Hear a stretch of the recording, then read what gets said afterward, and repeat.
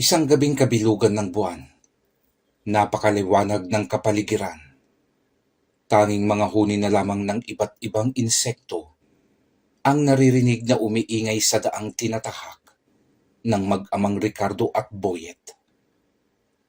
Habang magkaakbay na naglalakad ang mag-ama, ay ramdam nila ang malamig na simoy ng hangin dumadampi sa kanilang katawan. Nang gabing iyon ay galing sila sa bayan. Tinupad kasi ni Ricardo ang pangako nito sa anak na ipapasyal niya si Boyet sa kapistahan. Sakto kasing kaarawan ni Boyet ang kapistahan ng kanilang lalawigan. Masaya ka ba, anak? At natupad ng tatay ang pangako ko? Opo, itay. Labis po ang kasiyahan ko ngayong gabi. Sayang nga lang po at hindi natin kasama si inay. Pero masaya pa rin po ako dahil kasama ko kayo. Nakangiting hinaplos ni Ricardo ang ulo ni Boyet na ikinagulo ng buhok nito. Yumakap naman ng mahigpit si Boyet sa baywang ng ama. Isang mabait at malambing na anak si Boyet. Kahit pa sabihing binata na ito, dahil 18 anyos na siya, ay hindi pa rin ito nahihiyang maglambing sa ama. Nag-iisang anak si Boyet. Hindi na siya nagkaroon ng kapatid dahil maagang namatay ang kanyang ina. Nang gabing iyon ay masayang-masaya ang binata. Sa isip niya ay halos ayaw niyang matapos ang gabing iyon. Ito kasi ang muling pagkakataon na nakasama niya sa ganong pagdiriwang ang ama mula nang mamatay ang kanyang ina. Malapit na nilang marating ang kanilang baryo. Natatanaw na nila ang ilang kabahayan sa tahimik nilang nayon. Nasa tapat na sila ng sagingan nang bigla siyang pigilan ng ama sa paglalakad. Bakit po, itay? Pagtatakang tanong ni Boyet na napatingala sa muka ng ama. Hindi tumugon si Ricardo. Nanatili lamang itong tahimik at nakatitig sa isang nilalang na nakaharang sa gitna ng daan. Napatingin naman si Boyet sa direksyong tinitignan ng ama. Itay, ano po yun? Parang ang laki namang aso nun at hindi na naituloy ni Boyet ang kanyang sasabihin nang biglang itakip ni Ricardo ang kanyang palad sa bibig ng anak. Sa gitna kasi ng daan ay nakaharang at nakaupo ang isang malaki at maitim na aso. Mapupula ang mga matang nakapako ang titig sa kanilang mag-ama. Makalipas ang ilang sandaling katahimikan, ay tumayo na ang aso at nagsimulang ihakbang nito ang kanyang mga paa, palapit sa mag-amang hindi pa rin kumikilos sa kinaroroonan. Habang patuloy ang paglapit ng naglalaway na nilalang, ay kinausap ni Ricardo ang anak sa mahinang boses. Boyet, ang nakikita mong aso sa ating harapan ay hindi tunay na aso, anak. Isang uri ng aswang na kung tawagin ay asbo. Habang kinakausap ng ama si Boyet, ay hindi naman nito mapigilan ang panginginig ng kanyang katawan. Labis na takot kasi ang bumabalot sa buo niyang pagkatao ng mga sandaling iyon. Ito ang kauna-unahang pagkakataon na nakakita siya ng aswang at nasa harapan pa niya ito mismo. Makinig ka, anak. Sa oras na salakayin tayo ng aswang, ay sisikapin ko siyang pigilan. Wala kang ibang gagawin kundi tumakbo pauwi sa baryo. Huwag kang hihinto hanggat hindi ka nakakarating sa loob ng ating baryo. Pero itay, paano po kayo? Kailangan niyo rin po ang tulong ko. Huwag matigas ang iyong ulo, Boyet. Wala kang maitutulong sa pagkakataong ito, anak. Gawin mo ang sinasabi ko at oras na makarating ka sa baryo ay humingi ka ng tulong kay kapitan. Naiintindihan mo ba, Boyet? Opo, itay. Tugon ni Boyet sa ama, habang tumutulo na ang luha nito sa mga mata. Sa mga sandaling iyon ay ilang dipa na lamang ang layo ng asbo sa kanila. Kitang-kita nila ang pagtulo ng malapot na laway ng aswang. Nang walang ano-ano'y, mabilis na itong tumakbo at lumundag patungo kay Boyet. Mabilis ang ginawang pagkilos ni Ricardo. Hinawi nito ang anak at sinalo niya ng pagsakal ang hayok na aswang. Habang nakikipagbuno si Ricardo sa asbong iyon, Boyet, ngayon na, tumakbo ka na anak. Kahit anong marinig mo, ay huwag kang hihinto at lilingon. Humingi ka ng tulong kay Kapitan. Sige na, takbo na! Labag man sa kalooban ni Boyet, naiwan ang kanyang ama, ay mabilis na itong tumakbo pa uwi ng baryo. Habang papalayo si Boyet ay dinig nito ang sigaw ng amang nakikipaglaban sa nilalang ng kadiliman. Dinig din niya ang malakas na angil ng aso na umaalingaw-ngaw sa kalaliman ng gabi. Gaya ng sinabi ng ama, ay walang tigil ang mabilis niyang pagtakbo. Humihingal ito nang marating ang bahay ng Kapitan Del Barrio. Malakas na sigaw ang ginawa niyang pagtawag at sunod-sunod na malalakas na pagkatok sa pintuan ang kanyang ginawa. Dahil sa ingay ni Boyet, ay hindi lamang ang Kapitan Del Barrio ang kanyang nagising. Maging ang mga kapitbahay ay naglabasan sa kanilang mga tahanan. Oh, iho, gabing-gabi na. May nangyari ba sa inyo at umiiyak ka? Kapitan, tulungan niyo po ang itay ko. Naroon po siya malapit sa taniman ng saging at kasalukuyang nakikipaglaban sa aswang na humarang sa amin. Sa narinig ng kapitan ay wala ng pagdadalawang isip nitong kinuha ang kanyang itak at buntot pagi. Pinakiusapan rin nito ang ilang kalalakihang naroroon upang tulungan siyang iligtas si Ricardo. Kasama si Boyet ay mabilis nilang tinungo ang lugar. Ilang minuto lamang ang lumipas ay narating na nila ang sagingan. Tahimik na noon ang paligid. Walang makikitang presensya ng aswang at ni Ricardo. Sigurado ka ba, Boyet, na sa lugar na ito mo iniwan ang iyong ama? Opo, Kapitan. Dito kami hinarang ng isang malaking at maitim na aso. Mga kasama, halughugin natin ang paligid. Baka sakaling mailigtas pa natin si Ricardo.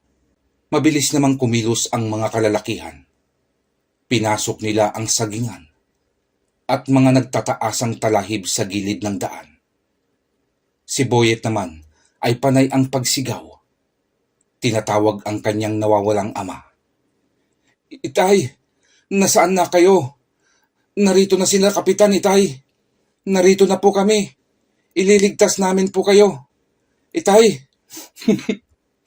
Nang bigla na lamang siyang lapitan at akbayan ng Kapitan Del Barrio. Sa mahinahong boses ay kinausap siya nito. Iho, nakita na namin ang iyong ama. Talaga po? Nasaan po si Itay? Kumusta po siya? Huwag ka sanang mabibigla, Boyet. Patay na ang iyong ama. Ho!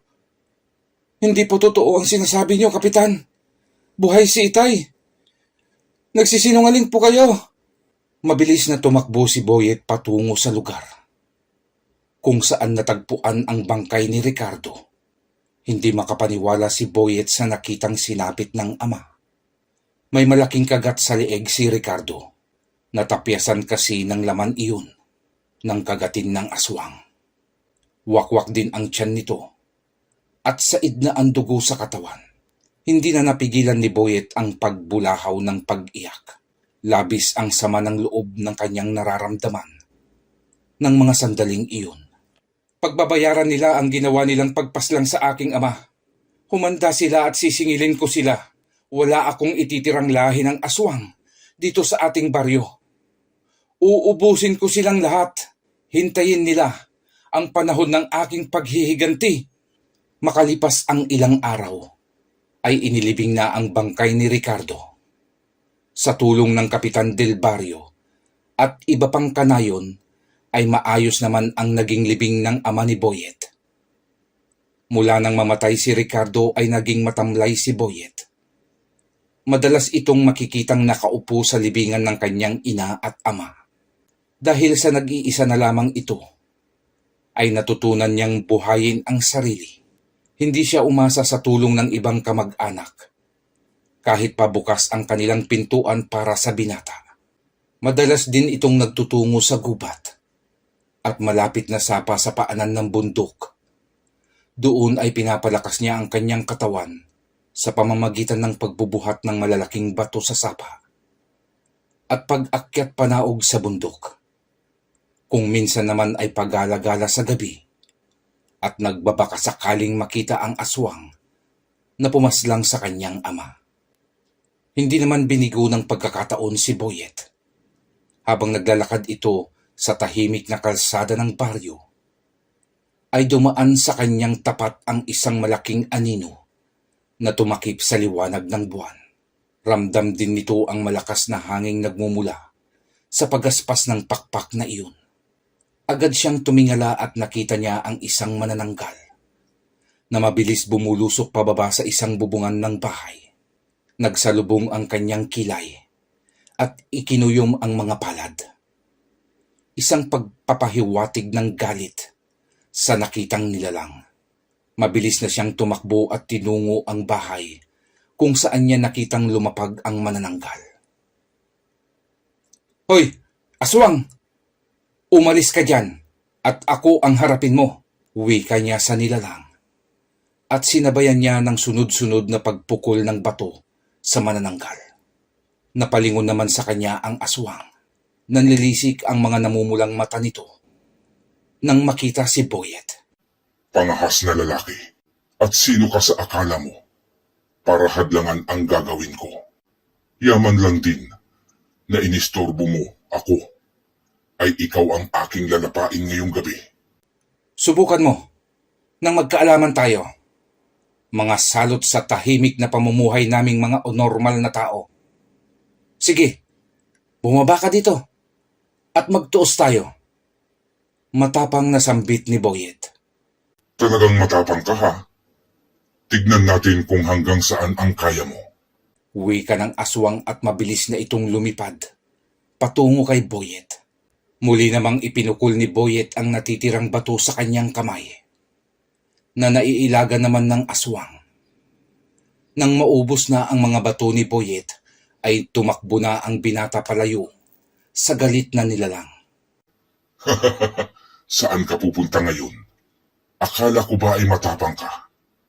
Bakit para kang dagang tumatakbo ngayon? Sa akala mo ba ay matatakasan mo pa? Ako hangal?" Bumulusok patungo ang manananggal sa tumatakbong si Boyet. At nang maabutan niya ito, ay kinalmot nito ang binata sa likuran. Napadapa at sumubsob si Boyet sa lupa, sabay daing nito sa sakit ng sugat na natamo sa kanyang likuran. "Tumayo ka at lumaban. Ipakita mo sa akin ang iyong tapang." Wika ng manananggal habang nakalutang ito sa ere. "Bakit sa akala mo ba'y natatakot ako sa iyo? Sa ginawa mong kalmot sa aking likuran? Nagkakamali ka, salot. Malaki ang pagkakautang yung mga aswang sa akin. At pagbabayaran yung lahat yon." Wika ni Boyet habang tumatayo ito. "Ganyan. Huwag kang matakot sa akin, binata. Ang katakutan mo ay ang iyong kamatayang igagawad ko sa iyo ngayong gabi. Dahil sisiguruhin kong paglalamayan kang walang atay at puso." Sa pagkakasabing iyon ng aswang, ay bumulusok itong muli patungo sa binata. Naiwasan naman ni Boyet ang pag-ataking iyon ng nilalang sa pamamagitan ng ginawa nitong pagdapa sa lupa. Mabilis siyang tumayo at tumakbo patungo sa nakatambak na mga kahoy. Dumampot si Boyet ng isang piraso. At nang papasugod ng muli ang nilalang, ay buong lakas niyang inihampas iyon. Ngunit napigilan iyon ng nilalang sa pamamagitan ng paghawak ng aswang sa dulo ng kahoy. Bulaga, nagulat ka ba? Akala mo ba uubra sa akin ang ganyang klaseng armas lamang? Isang malakas na kalmot sa dibdib ni Boyet ang ginawa ng aswang. Napaatras ang binata at napahawak sa tinamong sugat sa dibdib nito. Mabilis ang sumunod na pangyayari at namalaya na lamang ni Boyet na nakasakal na ang isang kamay ng manananggal sa kanyang leeg, habang ang isang kamay naman nito ay nakaakma na upang wakwakin ang sikmura ng binata. Nang bigla na lamang napadaing at napaangil ng malakas ang nilalang. Magkakasunod na hagupit ng buntot pagi kasi ang tinamo nito sa kanyang likod. Ibinilibag nito si Boyet at galit na humarap sa kanyang likuran.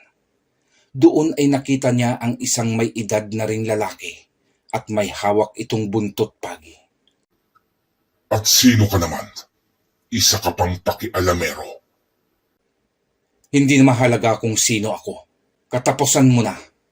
Papatayin kitang halimaw ka. Wika ng Kapitan Del Barrio. Magkakasunod na hagupit ng buntot pagi ang iginawad ng kapitan. Sa manananggal na sa pagkakataong iyon ay wala nang nagawa kundi lumipad pataas at tumakas na lamang. Matapos makatakas ng aswang, ay nilapitan ng kapitan si Boyet na sa mga oras na iyon ay walang malay. Sa lakas kasi ng pagkakabalibag sa kanya ng aswang, ay umuntog ang ulo nito sa isang puno, dahilan upang mawalan ito ng malay tao. Nagising si Boyet sa ingay ng tilaok ng mga manok sa paligid. Pagmulat ng kanyang mga mata, ay nagulat ito. Hindi kasi iyon ang kanyang kwarto. Agad siyang tumayo at lumabas ng silid. Sakto namang nasalubong niya ang dalagang anak ni Kapitan Erning. Ay, gising ka na pala, Boyet. Tamang-tama. Nakapaghain na ako ng almusal. Halika na at sabayan mo na kami ng itay. Wika ni Dulce. Pasensya ka na. Nagulat yata kita. Wala yon. Halika na sa kusina nang makapagsimula na tayo sa pag-aalmusal. Naunang naglakad patungong kusina si Dulce na sinusundan ni Boyet. Pagdating nila sa kusina ay nadatnan niyang nakaupo na sa harap ng lamesa si Kapitan Erning at humihigop na ito ng mainit na kape. Magandang umaga po, Kapitan. Magandang umaga naman sa iyo, Boyet. Kumusta ang pakiramdam mo? Maayos naman na po. Maliban lang ho sa konting kirot ng sugat sa noo ko. Magpasalamat ka at napasilip ako sa labas kagabi. Kung hindi malamang, hindi ka na nagising. Siya, mamaya na natin pag-usapan ang bagay na yan. Kumain na muna tayo. Masamang pinaghihintay ang biyaya ng Panginoon. Matapos silang makapag-almusal ay tinawag ni Kapitan Erning ang binata sa sala ng bahay. At doon ay kinausap nito si Boyet. Alam mo, Boyet, nauunawaan ko ang iyong damdamin. Ang nakatanim na puot sa iyong dibdib. Pero hindi sapat na sandata ang lakas ng loob upang sagupain ang mga ganong uri ng nilalang. Mapapahamak ka lamang sa iyong ginagawa, iho. Nakahanda naman na po kung mamatay, Kapitan. Makadali lang ako kahit isa sa kanila ay sapat na upang maipaghiganti ko ang aking ama. Isang malaking pagkakamali ang iyong sinasabi, iho. Hindi dapat ganyan ang iyong mentalidad. Mabait kang tao at nakikita kong marami ka pang matutulungan. At hindi rin ikakatuwa ng iyong mga magulang kung hahayaan mong mapaslang ka rin ng isang aswang. Dahil sa padalos-dalos na pagdedesisyon at pagpatol sa init ng ulo. Sa tuwing nakikita ko kasi ang mga aswang, Kapitan, ay nananariwa sa aking isip ang ginawa nila kay Itay. Hindi ko maiaalis sa iyo yan, Boyet. Pero kailangan mong maging maingat. Sa bawat hakbang na gagawin mong pakikipaglaban sa mga nilalang ng dilim. Hayaan mong tulungan kita. Ituturo ko sa iyo ang mga natutunan kong taktika noong aktibo pa ako bilang isang sundalo. Salamat po, Kapitan. Malaking tulong po sa akin kung matututo ako sa tamang pamamaraan ng pakikipaglaban. Mula ng araw na iyon ay sinimulang ituro at sanayin ni Kapitan Erning si Boyet. Sa paboritong lugar ni Boyet sila nagsasanay. Tahimik kasi ang lugar na iyon sa paanan ng bundok at malapit pa sa sapa na nakakapagbigay ng maaliwalas na kaisipan. Dahil sa determinasyon ay mabilis natutunan ni Boyet ang lahat ng itinuturo sa kanya ni Kapitan Erning. Sa loob lamang ng halos 2 linggo na pagsasanay ay kabisado na at bihasa na si Boyet sa mga depensa at pag-atake. Bilib ako sa iyo, iho. Napakabilis mong matuto. Sa ulado mo na lahat ang bagay na itinuturo ko sa iyo. Tandaan mo lang ang lagi kong sinasabi sa iyo, Boyet. Huwag kang magpapatalo sa bugso at init ng ulo. Opo, Kapitan. Makakaasa po kayo. At marami pong salamat sa karunungang itinuro niyo sa akin. Tatanawin ko pong isang malaking utang na loob ito. Wala kang dapat tanawing utang na loob sa akin, Boyet. Alisin mo yan sa isip mo. Halika na at tanghali na. Doon ka na kumain sa bahay at nagpaluto ako kay Dulce ng tinolang manok. Tiyak mapaparami ang kain mo. Masarap magluto ng tinola ang dalaga kong yun. Naku, nakakahiya naman po, Kapitan. Isa pa yan sa alisin mong ugali, Boyet. Walang mangyayari sa buhay ng isang tao kung palaging hiya ang papairalin. Ang hiya ay inilalagay sa lugar, iho. Kung alam mong wala ka namang ginagawang masama at hindi ka nakakaapak ng kapwa, ay hindi ka dapat mahiya. Ay, nariyan na pala kayo, itay ni Boyet. Sakto ang dating nyo. Maghahanda na po ako sa lamesa at na makakain na tayo. Masarap kasi ang sabaw ng tinola habang mainit pa. Masayang nagsalo-salo ng pananghalian ang tatlo. Totoo nga ang sinabi niyo, Kapitan. Masarap palang magluto ng tinola si Dulce. Sabi ko naman sa iyo eh. Uy, hindi lang sa tinola ako masarap magluto, Boyet. Hayaan mo sa susunod ay magluluto naman ako ng sinaing na isda at laing. Ipapatikim ko sa iyo. Magiliw na wika ng dalaga. Bakit, itay? Nasamid ba kayo? Parang nga eh. Matapos tumulong ni Boyet sa ligpitin sa kusina, ay nagpaalam na itong umuwi sa mag-ama. Bago dumiretso ng bahay ay dumaan muna si Boyet sa tindahan upang mamili ng katul na gagamitin mamayang gabi. Nadatnan nito si Satur, isa sa kanilang kanayon. Napansin ni Boyet sa damit ni Satur ang katas ng nagnanaknak nitong sugat sa likod. Maliban pa doon ay pansin ni Boyet ang pag-iwas sa kanya ng lalaki. Tila inis ito sa kanya. Nang makaalis na si Satur sa tindahan. Tatang Igme, isang katul nga ho at isang posporo na rin po. Oh, eto, Boyet. 1.50 lahat, iho. Ano pong nangyari kay Satur? Bakit parang may mga sugat siya sa likod? Ang sabi niya ay sumabit daw siya sa barbed wire na bakod ni Tandang Tasyaw doon sa bukid. Hindi naman daw niya maabot gamutin. Kaya yun, parang na-infection na ata at nagnanaknak na. Naamoy ko kasing malansa kanina, kaya naitanong ko din sa kanya. Napansin mo rin pala. Oo, tatang. O sige po, tutuloy na po ako. Salamat po. Habang naglalakad si Boyet, ay napapaisip ito. Paanong sasabit sa barbed wire ang likod ni Satur? Hindi naman iyon nagtatrabaho sa bukid dahil isa itong barbero sa baryo nila. At bakit ramdam niyang naiinis sa kanya si Satur, samantalang wala naman siyang ginagawang masama? Biglang gumapang ang paghihinala ni Boyet kay Satur.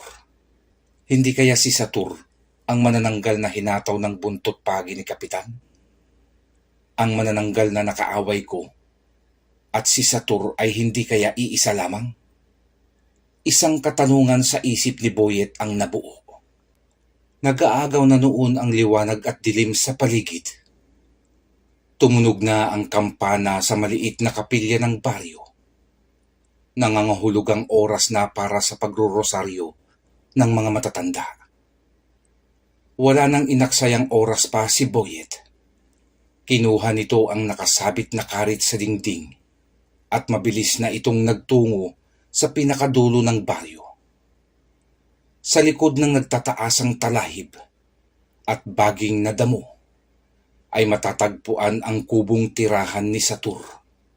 Maingat na hinahawi ni Boyet ang mga talahib nang makagawa na ito ng sapat na mapagsisilipan at maayos na matatanaw ang bahay at kabuo ang bakuran ni Satur ay matyaga na nitong hinintay ang isang bagay na nais niyang malaman. Kumagat na nga ang dilim sa paligid. Humuni na rin ang mga panggabing insekto.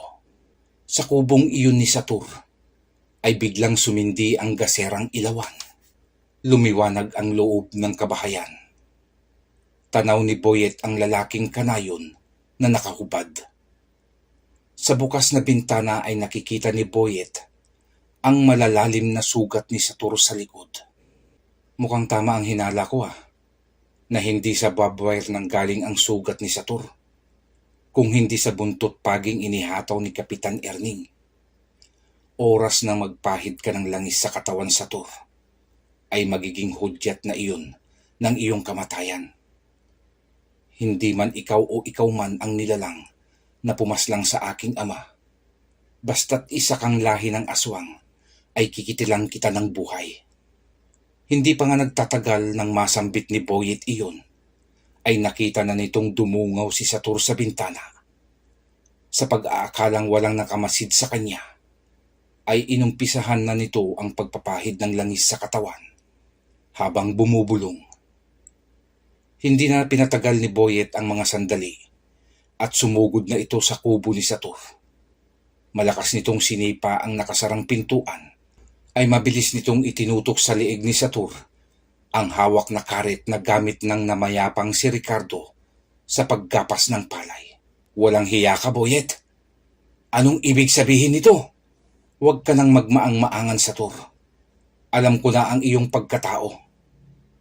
At alam kong ikaw ang nakasagupa kong manananggal. Ilang linggo na ang nakakaraan. Ano bang pinagsasabi mo? Alisin mo ang karet sa liig ko, Boyet, at umalis ka na dito bago mo pagsisihan ang lahat. Matigas kang magsinungaling, Satur. Sa bagay, magsabi ka man ng katotohanan o hindi, ay hindi na rin magbabago ang aking desisyon. Dahil isa kang aswang, ay aalisan na kita ng buhay. Sa pagkakasabing iyon ni Boyet, ay ginilitan nito sa leeg si Satur, gamit ang napakatalim na karet ng kanyang amang si Ricardo.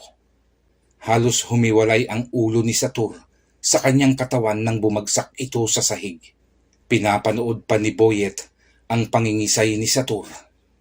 Iniwan lamang niya ito nang masigurong wala na itong buhay. Dumiretso si Boyet sa sapa at doon nilinisan ang sarili na halos naligo sa sariwang dugo ng aswang. Kinabukasan, bandang 9:00 ng umaga, sa dulo ng baryo kung saan maraming tuyong kahoy, ay 2 bata ang nangunguha ng panggatong. Nang makaamoy ang mga ito ng mabahong amoy na umaalingasaw sa paligid. Kuya, naamoy mo ba ang mabahong amoy na iyon? Oo nga Napakabaho. Amoy nabubulok na daga. Saan kaya yun? Parang doon banda nang gagaling, kuya. Di ba doon ang bahay ni Kuya Satur? Tara, tignan natin. Baka nga may namatay na hayop doon. Sinundan ng magkapatid ang pinanggagalingan ng mabahong amoy na dinadala ng hangin. Parang sa bahay yata ni Kuya Satur nang gagaling ang amoy, Nonoy. Silipin natin, kuya. Bukas naman ang bintana, oh. Pagsilip ng 2 bata, ay nanlaki ang kanilang mga mata. Kita nila ang namamagang katawan ni Satur habang pinagpiyepestahan iyon ng malalaking daga. Nag-uunahang tumakbo pa uwi ang magkapatid. Sa sobrang takot ay nabitawan at naiwan na nila ang kanilang sako na naglalaman ng panggatong. Wala nang lingon-lingon at mabilis ang ginawa nilang karipas ng takbo. Sakto namang nasalubong nila ang kanilang ama na si Mang Tonyo. "Hoy, kayong dalawa, bakit kayo tumatakbo?" "Itay, si Kuya Satur, nakita naming patay sa kanyang kubo." "Ano? Totoo ba ang sinasabi niyo?" "Opo, Itay. Totoo po. Kitang-kita namin. Kinakain ng mga daga yung katawan niya." "Siya, sige. Magsiuwi na kayo doon. At titignan ko ang sinasabi niyong patay na Satur." Maging si Mang Tonyo ay nanlaki ang mga mata. At nasuka pa sa nasaksihan sa loob ng kubo ni Satur. Agad naman niyang ipinagbigay alam sa kanilang Kapitan del Barrio ang natuklasan. Nagmamadaling tinungo nila Kapitan. 10 ng mga taong tsismoso at tsismosa sa baryo ang kubo ni Satur. Kilala si Satur bilang isang palabirong barbero ng kanilang nayon. Dahil sa walang ibang kamag-anak sa baryo si Satur at sa kondisyon na ng katawan nito, ay agad nang pinagtulong-tulungan ng mga kalalakihan ang paglilibing sa bangkay ng lalaki. Kumalat ang balita. Naging usap-usapan iyon sa baryo. Labis ang pagtataka ng mga tao kung sino ba ang pumaslang kay Satur at kung ano ang kasalanan nito, bakit siya pinatay. Naging palaisipan sa mga tao ang pangyayari. Kinahaponan ng araw ding iyon ay pumasyal si Boyet sa bahay nila Kapitan. "Tuloy ka, Boyet. Sakto ang pagbisita mo, iho. May nais lang akong itanong sa'yo." "Kung tungkol po kay Satur, Kapitan, ang inyong itatanong, ay aaminin ko po. Ako ang pumaslang sa kanya." "Sinasabi ko na nga ba't tama ang hinala ko na ikaw ang gumawa nun?" "Bakit niyo naisip na ako ang gumawa nun, Kapitan?" "Nakita ko kasi ang mga sugat niya sa likod. Alam kong yun pa rin ang sugat na iniwan ng buntot pagi. Dahil sa hindi kayang abutin ni Satur ang sugat niya sa likod, ay hindi niya iyon nagawang paghilumin. Huwag kang mag-alala, iho. Marunong akong magtago ng sikreto." "Tara sa kusina at magkape tayo." "Kapitan, sa palagay niyo paano makikilala ang isang aswang kung nasa kaanyuhang tao pa lamang ito? Kung ang isang tao ay hindi kayang tumitig sa iyong mga mata, kapag kausap mo ito, may posibilidad na aswang o isang mangkukulam. Dahil ayon sa naririnig kong sabi-sabi ng mga matatanda, ay nakabaliktad daw ang refleksyon ng taong kaharap nila sa balintataw ng kanilang mga mata. Isa pa ay umiiwas ang mga ito sa asin at bawang. Bukod kasi sa mabaho ito sa kanilang pang-amoy, ay nangangati sila sa bawang at mahapdi sa balat nila ang asin. Madali lang palang makilala ang isang tao kung aswang ito, Kapitan. Bakit bihira lang ba ang nakakaalam ng mga senyalis na yan? At marami pa rin nabibiktima ang mga aswang." "Kung tutuusin, Boyet, marami na ang nakakaalam eh. Pero alam mo naman minsan ang ibang tao ay hindi ito binibigyan ng pansin. Saka lang sila naniniwala pag nangyari na sa kanila. Gaya ng kasabihang to see is to believe. Kaya pag dumating na ang panahon na nalaman nila, huli na minsan. Doon naman papasok ang kasabihang laging nasa huli ang pagsisisi." "Tama po kayo sa puntong yan, Kapitan. Kaya marami sa mga tao ang napapahamak dahil na rin sa mga ganyang pangangatwiran. Marami po kasing magagaling eh. Ano po, Kapitan?" At sabay na nagtawanan ang mga ito. "Hindi na po ako magtatagal. Ako itutuloy na rin ho, Kapitan. Dito ka na sana maghapunan. Isinama ka na yata ni Dulce sa hapunang niluto niya." "Oo nga, Boyet. Pinasobrahan ko na ang sinaing ko at nilutong ulam. Wika naman ni Dulce na kanina pa pala nakatayo sa pintuan. Nako, tampuhin pa naman ang batang yan. Baka hindi ka napatikimin ng ipinangako niyang laing at sinaing na isda. Sabi nga po pala nila sa kasabihan na masamang tumanggi sa grasya. Kaya sige ho, dito na ako kakain. Sabay-sabay na nagtawanan ang mga ito at masayang nagsalo-salo sa hapunan. Sadyang mabait ang mag-ama at pakiramdam ni Boyet ay pamilya na rin ang turing ng mga ito sa kanya. Kaya kung libre si Boyet sa oras, ay madalas siyang tumambay sa bahay nila Kapitan. Tumutulong ito sa mga gawain bilang pagtanaw ng loob sa magandang pagpapakita ng ugali sa kanya. Lalo namang nagiging malapit ang dalaga kay Boyet. Isang umaga ay gulat na nagising ang mga tao sa baryo. Nagwawala kasi ang isa nilang kapitbahay. Natagpuan kasi nitong patay ang kanyang alagang kalabaw. Tuyot na tuyot ang katawan nito na tila naubusan ng dugo. Wala naman silang makitang sugat ang kalabaw upang masabing naubusan nga ito ng dugo. Anong kaguluhan ba ang nangyayari dito?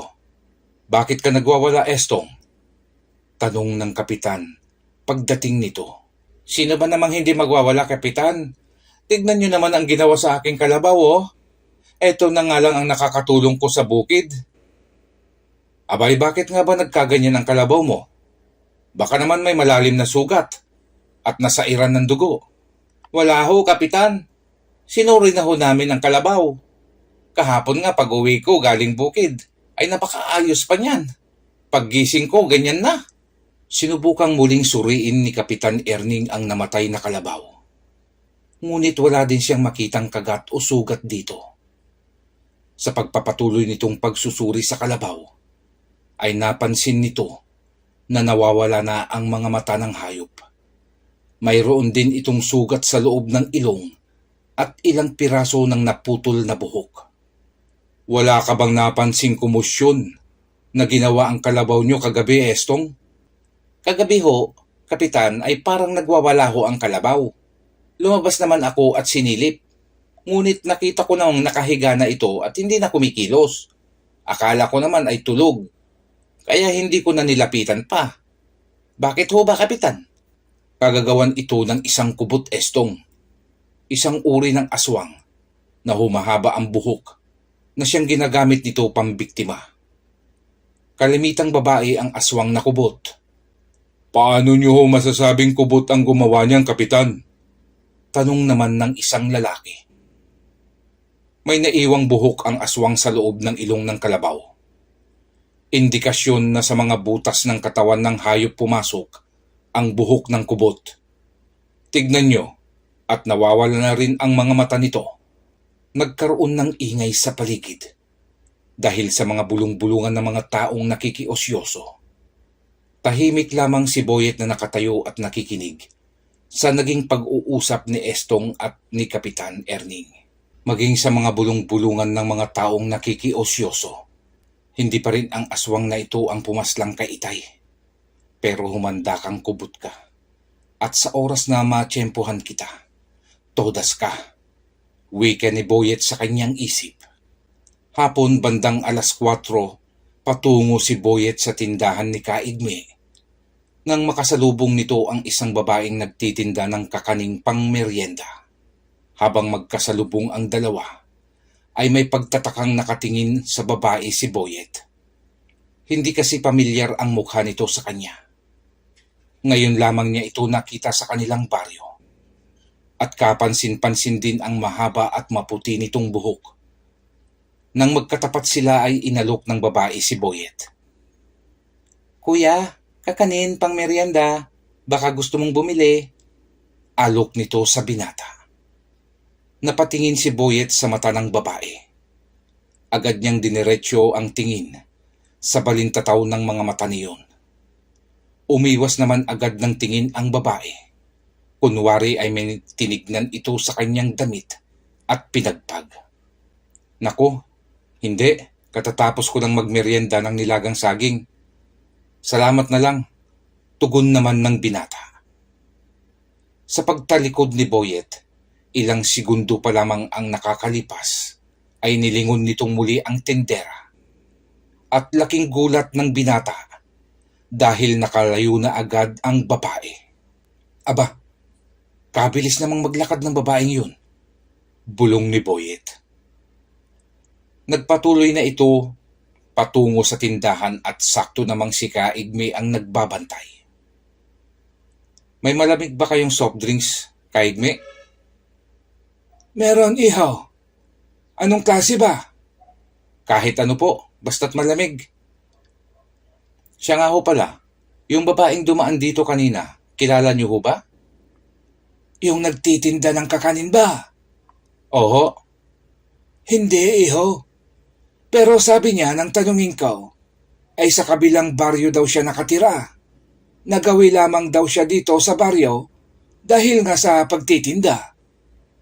Ayos ah. Kasipag naman at ang layo na ng nararating niya. Ano ho? Ayos. Mukhang alam ko na kung sino ang kubot. Yari ka sa akin. Ikaw ang kailangan kong manmanan ngayon. Bulong ng binata.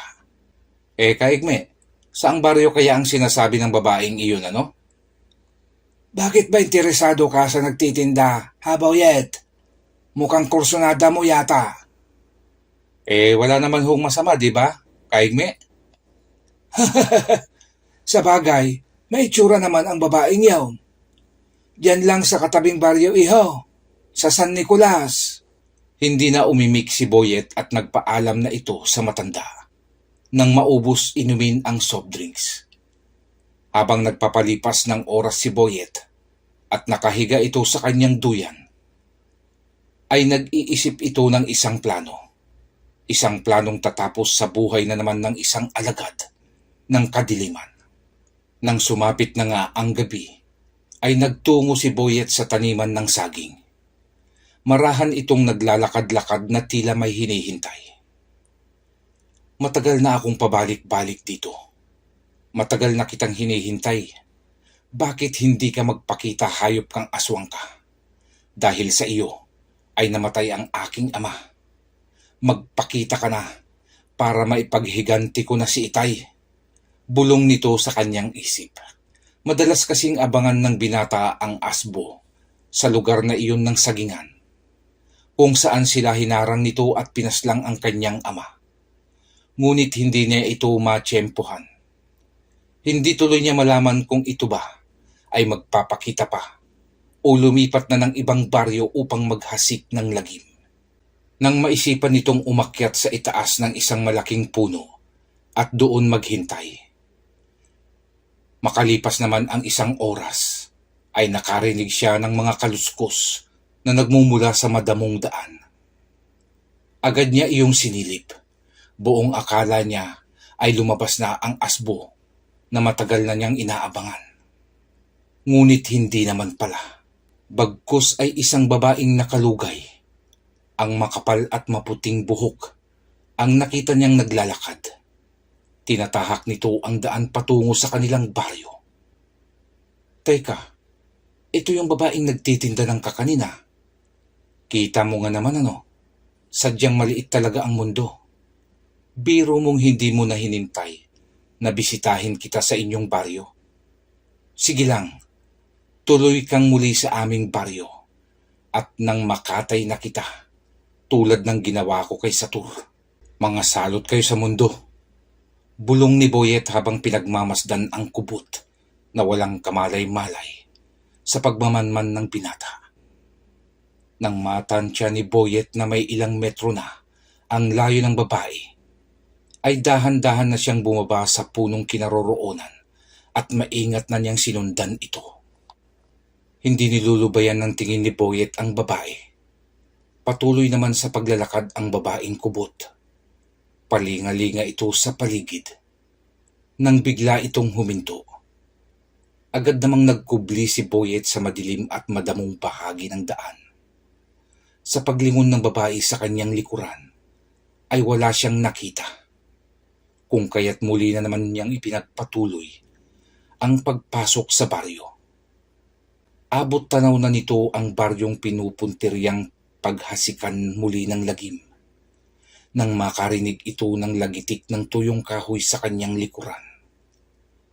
Agad na namang lumingon ito ngunit wala pa rin itong makitang presensya ng tao o hayop sa kanyang likod. Nagmula ang lagitik na iyon sa naapakang tuyong kahoy ni Boyet.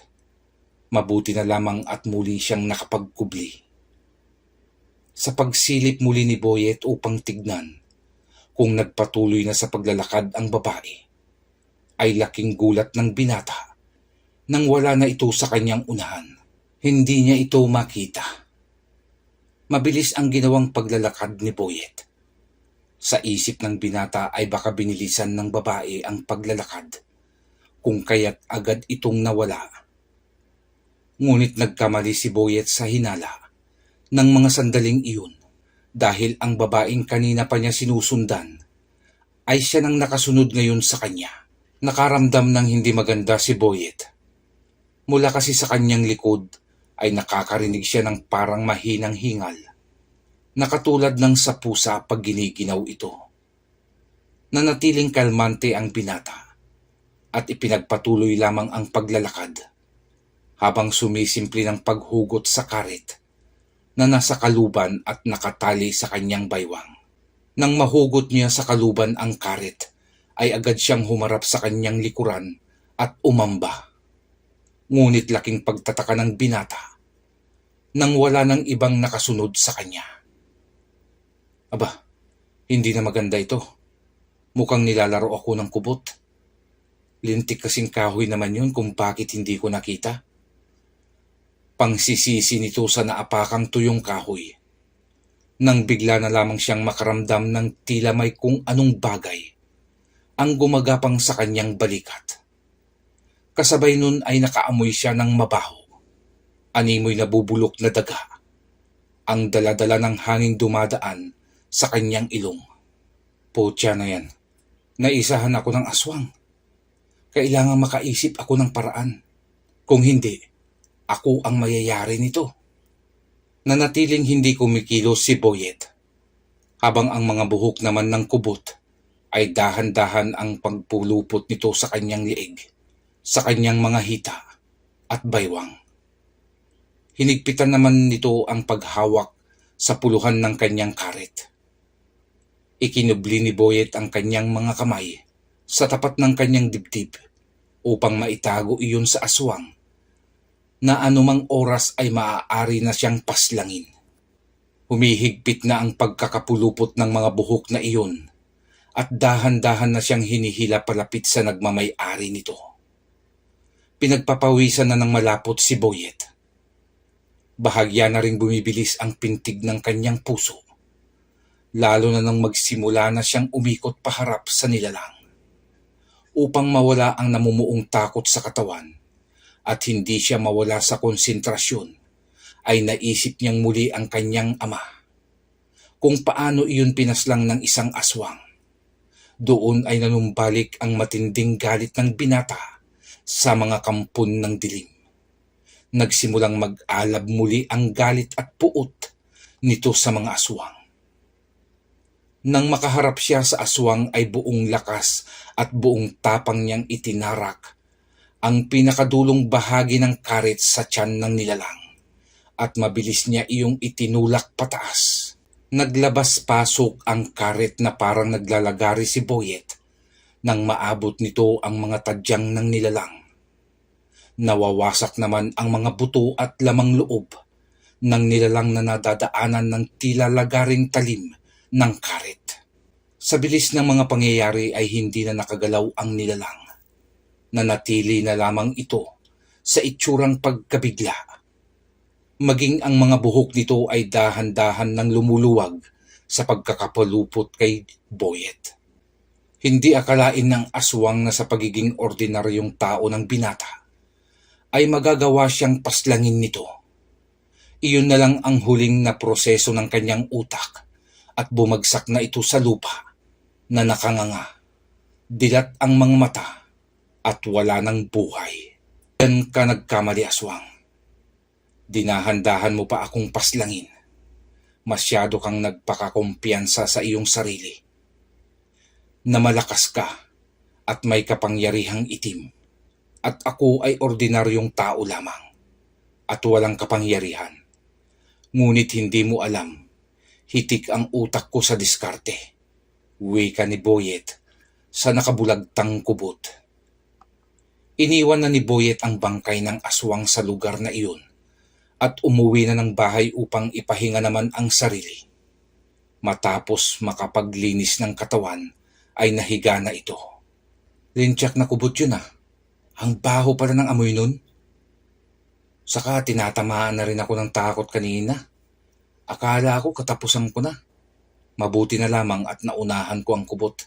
Kung hindi, naparis na ako sa kalabaw ni Estong. Wika nito sa sarili. Kinabukasan ay naging maugong na naman ang isang usap-usapan ng mga tao. Isa kasing kanayon nila ang napadaan sa lugar na iyon at nakita nito ang bangkay ng isang babae. At base sa isinagawang pagsisiyasat ni Kapitan Erning, ay ipinaliwanag nito sa mga tao na ang bangkay ng babae ay isang kubot. Ito rin anya ang pumaslang sa kalabaw ni Estong. Naging maugong sa baryo ang usap-usapan ng mga tao. Matanda o bata ay pinag-uusapan nila ang misteryosong pumapaslang ng aswang sa kanilang nayon. Nanatiling tahimik lamang si Kapitan Erning. Maging ang anak nitong si Dulce ay hindi inilalabas ang nalalaman.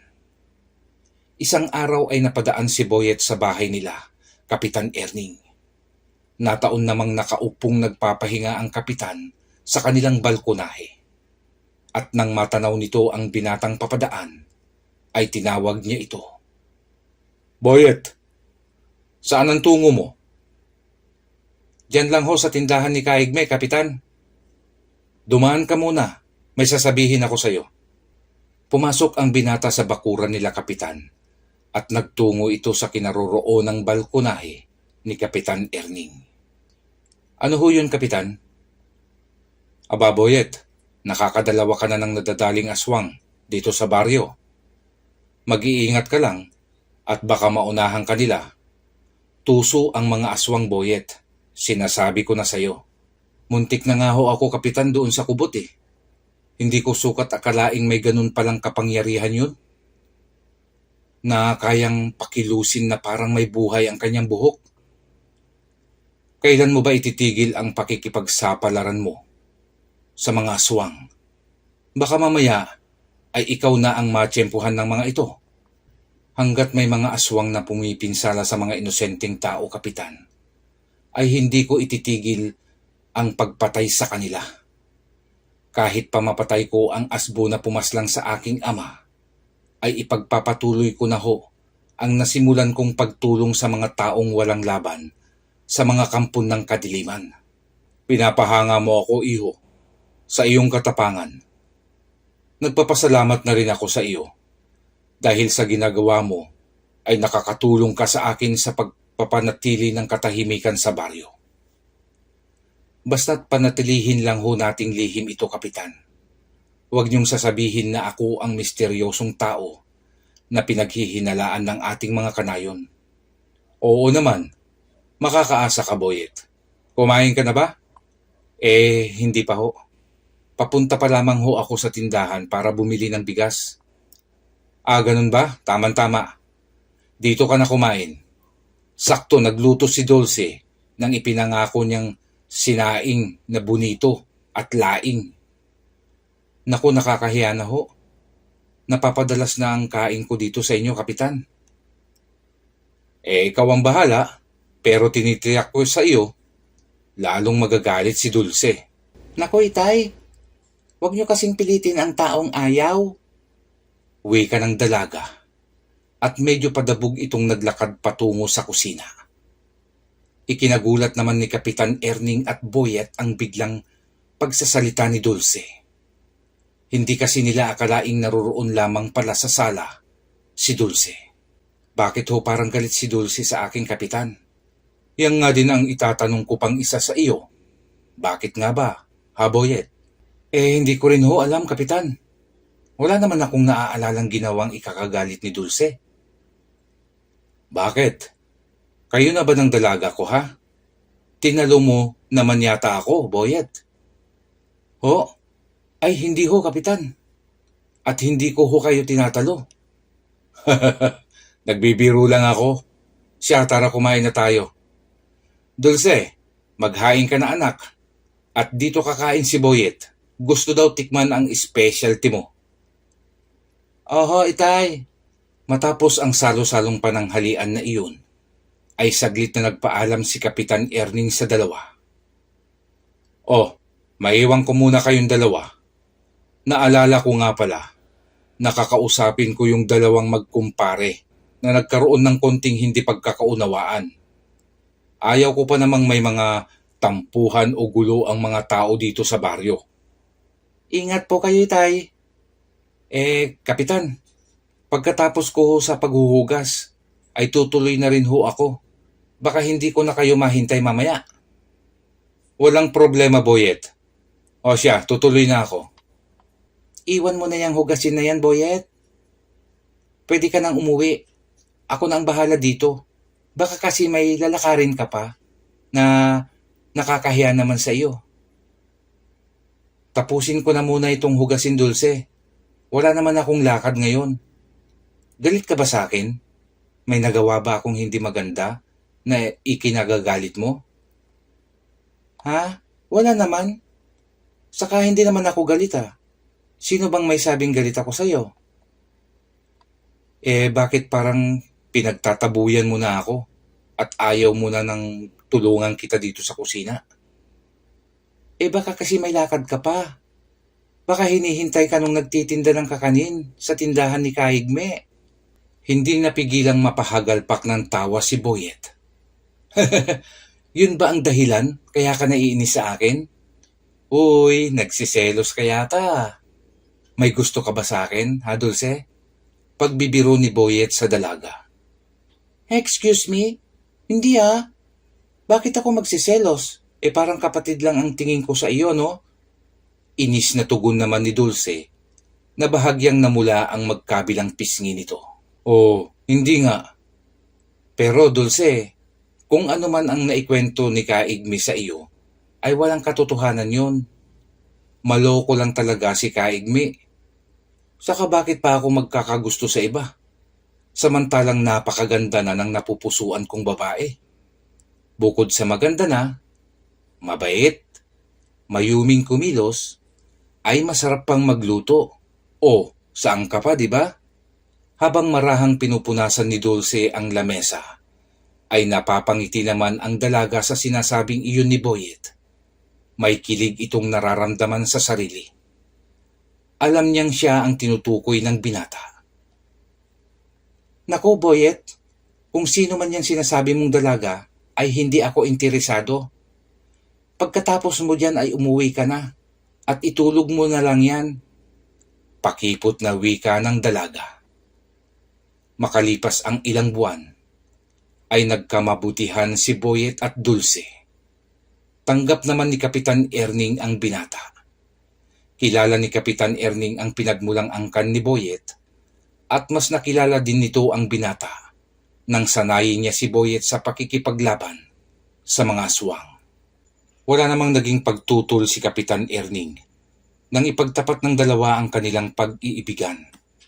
Matagal na rin namang nahahalata nito na may gusto rin ang kanyang dalaga kay Boyet at ayaw naman niyang saklawan ang desisyon ng anak sa pagpili ng taong mapupusuan nito. Sumapit muli ang kapistahan ng lalawigan. Nagkayayaan ang magkasintahan upang makipiesta sa bayan. Dahil tiwala naman si Kapitan Erning sa binata at subok na nito ang kakayahan ni Boyet, ay nagtiwala itong ipasama ang anak. Basta't mag-iingat kayong dalawa. Boyet, alam mo naman ang sitwasyon ng ating baryo at mga karatig na nayon, iho. Ingatan mo ang nag-iisa kong dalaga. Makakaasa po kayo, itay. Kapitan. Narinig ko yun, no? Kala mo, ha? Siya nga pala, Boyet. Baunin mo ang buntot paging ito. Protection lang. Hindi natin masasabi ang panahon. Magandang unahan na natin ng pag-iingat bago pa tayo magsisi sa huli. Opo, Kapitan. Paano po kami tutuloy na? At salamat po sa tiwala. Nakarating naman sila ng maayos sa bayan. Doon ay masayang-masaya ang dalawa sa paglalaro ng mga iba't ibang klase ng palaro sa piyesta, ang pagsakay sa mga ruweda, at kung ano-ano pang maaaring magawa sa piyestahan. 9:00 ng gabi, nang magdesisyon na silang umuwi. Habang masayang tinatahak ng dalawa ang daan patungo sa kanilang baryo, ay makikita naman ang napakalaking bilog na buwan sa kalangitan. Nagbibigay ito ng liwanag sa katahimikan ng gabi. Biglang humaplos sa kanilang balat ang malamig na simoy ng hangin. Saglit na natigilan si Boyet sa pakikipagkwentuhan sa kasintahang si Dulce. Bigla kasi nitong naalala ang panahon na kasama niya noon ang kanyang ama. Uy, anong nangyari sa'yo? Ba't bigla ka na lang natulala dyan? Wala Dulce. May bigla lang akong naalala. Huwag kang lalayo sa tabi ko ha. Kumapit kang mabuti sa mga bisig ko. Nagpatuloy ang mga ito sa paglalakad. Nasa kalagitnaan na sila ng sagingan noon, nang isang asong itim ang biglang lumabas buhat sa taniman ng saging. Humarang ito sa gitna ng daan at mabalasik ang mga titig nito sa dalawa. Napasigaw pa si Dulce sa labis na gulat at takot sa nilalang na ngayon lamang niya nakita sa tanang buhay niya. Nangingintab ang maitim na balahibo nito na tinatamaan ng liwanag ng buwan. Namumula ang mga mata at tumutulo ang malapot na laway na nagmumula sa nagtutulisang mga ngipin. Isang pamilyar na sitwasyon iyon para kay Boyet. Boyet, anong klaseng aso yan? Nakakatakot naman. Dulce, hindi yan pangkaraniwang aso. Isa yang asbo. Aswang na may kakayahang magsaan yung aso. Asbo? Oo. At alam kong yan mismo ang aswang na pumatay kay Itay. Sa oras na sugurin tayo ng asbo, ay sisikapin ko itong labanan. Huwag mo na akong intindihin, mahal ko. Tumakbo ka ng mabilis pa uwi sa inyo. Iligtas mo ang iyong sarili. Maliwanag ba? Pero Boyet, paano ka? Tulad ng sinabi ko na kanina, Dulce, huwag mo akong intindihin. Iligtas mo ang iyong sarili. Maliwanag ba, mahal ko? Tumango-tango na lamang si Dulce habang nanginginig ang buo nitong katawan sa takot. Hindi naman nagtagal ay nagsimula nang lumapit ang aswang sa kanila. Dahan-dahan ang paghakbang nito habang palipat-lipat ang tingin sa magkasintahan. Tila namimili ito kung sino sa dalawa ang dapat niyang unahing patayin. Nang bigla na nga itong tumakbo ng mabilis at tinalon nito si Boyet. Agad ang ginawang pagpigil ni Boyet sa nilalang. Sinalo agad ng binata ang liig ng aswang upang mapigilan niya ang pagsakmal nito sa kanya. Ramdam ni Boyet ang kakaibang lakas ng nilalang. Dulce, ngayon na! Tumakbo ka na at huwag nang lilingon pa. Ako na ang bahala sa aswang. Iligtas mo ang iyong sarili. Mabilis ka, tumakbo ka na. Sa nalilitong isip ni Dulce, ay napilitan na lang itong tumakbo paalis. Panay ang pagtulo ng kanyang luha habang papalayo siya sa kasintahang pilit na nilalabanan ang aswang. Habang nagtatagisan ng lakas ang dalawa. Ikaw ang matagal ko nang hinihintay. Mabuti't nagpakita ka na sa akin. Pinatay mo ang aking ama. Ngayon ay nais mo pang isunod ang aking kasintahan. Sinubukan ni Boyet na magbitiw ng magkakasunod na suntok. Pinatama niya ang mga suntok na iyon sa mismong panga ng aswang. Ngunit bigo siyang mapataob ito. Tila hindi iniinda ng nilalang ang kanyang mga suntok. Siya naman ang ginantihan ng nilalang. Kinagat siya sa braso at iwinasiwas. Napasigaw si Boyet sa sakit nang bumaon ang mga pangil ng aswang. Napatigil naman si Dulce sa pagtakbo nang marinig ang sigaw ni Boyet. Subalit muli rin siyang nagpatuloy nang maalala ang pakiusap ni Boyet sa kanya na sikaping iligtas ang kanyang buhay. Tumutulo ang sariwang dugo sa kamay ni Boyet. Napadila naman ang nilalang sa kanyang mga ngipin. Ninanamnam nito ang dugong nakabahid doon. Unti-unting nagbago ang anyo ng asbo. Mula sa pagiging aso, ay naging isang nakakatakot na taong aso. Nagbago kasi ang katawan nito bilang mabalahibong katawan ng tao. Ngunit ang ulo nito ay parang sa aso pa rin. Walang hiya kang nilalang ka. Ngayong nagkaharap na tayo ay hindi ko nahahayaang makatakas ka pa. Pagbabayarin kita sa pagpatay mo sa aking itay. Naalala ko na. Ikaw ang binatang nakatakas ng gabing gawing kong hapunan ang lamang loob ng lalaking iyon. Oo, ako nga yun. At ngayon ay ako naman ang papatay sa iyo. Paano mo gagawin yan?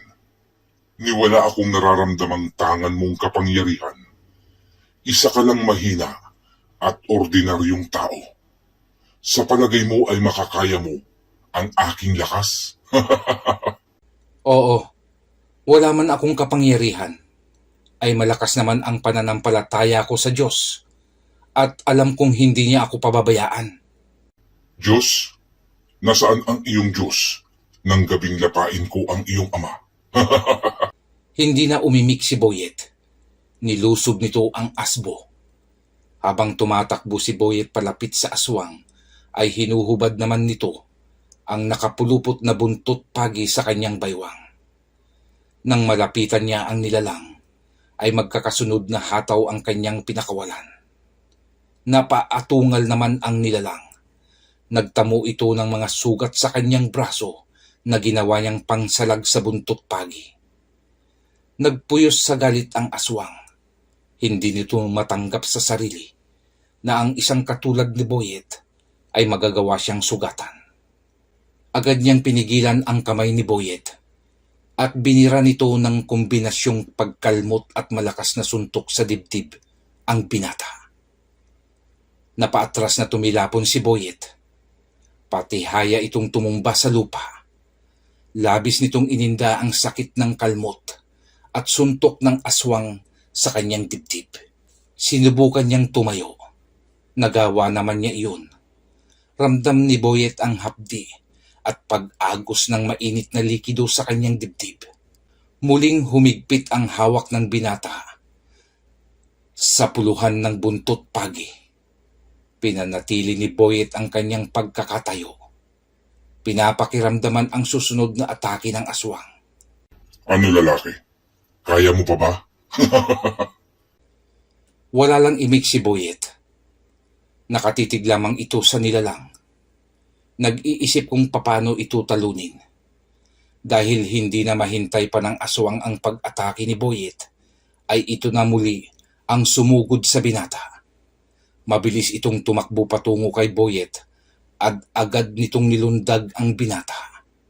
Nang makita ni Boyet sa ere ang paparating na asbo, ay mabilis niyang hinugot sa kaluban ang kanyang karit. Naghanda ang binata. Habang pababa naman ang aswang, ay nakahanda na ang kamay nito sa gagawing pagkalmot sa liig ni Boyet. Ngunit tila hindi nakisama ang pagkakataon sa aswang dahil bago pa niya mailapat sa liig ni Boyet ang matutulis niyang kuko, ay buong lakas na iwinasiwas ni Boyet ang hawak na karet. Tumama iyon sa kamay ng nilalang.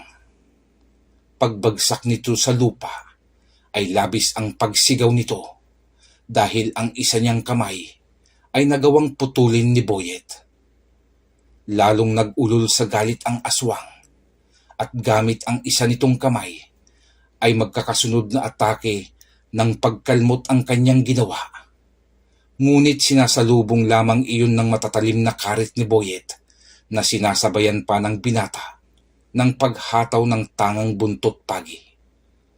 Sa dami ng sugat na tinamunang nilalang, ay nanghina na lamang ito. Napaluhod sa lupa Habang nakayuko, naramdaman na lang ng aswang nang hawakan siya ni Boyet sa ulo at idikit ang matalim na karit sa kanyang leeg. Ngayon, aswang, ay katapusan na ng iyong buhay. Igagawad ko na sa iyo ang kaparusahang matagal ko nang inihanda para sa pagbabayad mo ng utang sa aking ama. Ipapalasap ko sa iyo ang unti-unting pagkawala ng hininga. Matapos masambit iyon ni Boyet sa tenga ng nilalang, ay marahas niya na itong ginilitan ng leeg. Sumirit ang dugong nagmumula sa liig ng aswang habang natatarantang hinahabol nito ang kanyang hininga. Hindi nagtagal ay bumagsak sa lupa ang nilalang na wala ng buhay. Salamat, Panginoon, at hindi niyo po ako pinabayaan. Itay, natupad na ang aking pangako na maipaghiganti ang inyong kamatayan. Wika ni Boyet at napasalampak na rin ito sa lupa. Ramdam niya ang hapdi ng mga sugat sa katawan at ang labis na pagod. Hindi nagtagal ay nakarinig na ng ingay si Boyet. Mga ingay ng yabag ng mga paa sa lupa at boses ng mga tao. Ilang segundo ang makalipas ay dumating na ang grupo ni Kapitan Erning kasama ang anak niyang si Dulce at ilang kalalakihan sa baryo. Nakita nila si Boyet na duguan at puro sugat. Samantalang ang aswang ay nakita nilang wala ng buhay na nakahiga sa tabi ng binata.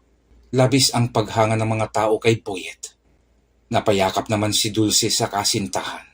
Salamat sa Panginoon at buhay ka, mahal ko. Wika ng dalaga. Tinulungang akayin ng mga kalalakihan si Boyet pauwi. Nang makarating sa bahay nila Kapitan, ay nagpatawag naman ito ng manggagamot. Makalipas ang ilang linggong pagpapahinga, ay malakas na si Boyet.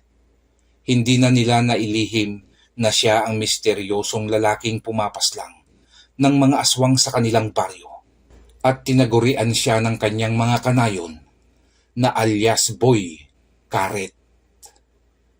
Marami pong salamat mga kakilabot sa inyo pong pakikinig. Sana po ay naibigan nyo ang ating kwento. Huwag po sanang kalimutang mag-comment. Palike na rin po at mag-subscribe bilang pagsuporta sa ating munting channel. Pindutin na rin po ang notification bell at piliin ang all para lagi po kayong updated sa mga paparating pang kwento na inihahanda ko para sa inyo. Muli po ay maraming salamat mga kakilabot. Dumako naman tayo sa ating shoutout. Shoutout po kina Ace Mandal, Asili Gumban, Tita Sareno, Beshi Bangs Vlog Channel, Elizabeth Malbueso, Kate Step, Delia Joksing, Belinda Nier, Paul Juan, Sherwin Mamawi, Feli Rivera Raimundo, Leo Daban, Joel de Guzman, Renato L. Dotabo, Ariel de la Serna, Pedro Tampos, Emiliano Raffles, Miriam Leibelt, Jury Guarin, Cesar Ryan Tumbaga, Lilibet Dairit.